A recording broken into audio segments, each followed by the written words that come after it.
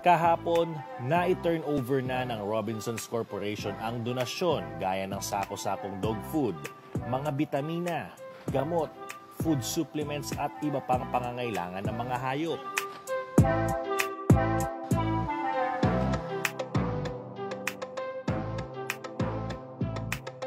Personal itong inihatid ng iabante mo sa Animal Rescue PH sa San Miguel, Bulacan.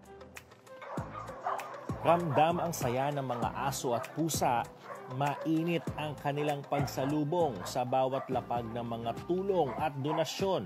Senyales ng pag-asa at kalinga mula sa mga taong hindi naman nila kilala pero handang tumulong sa kanila.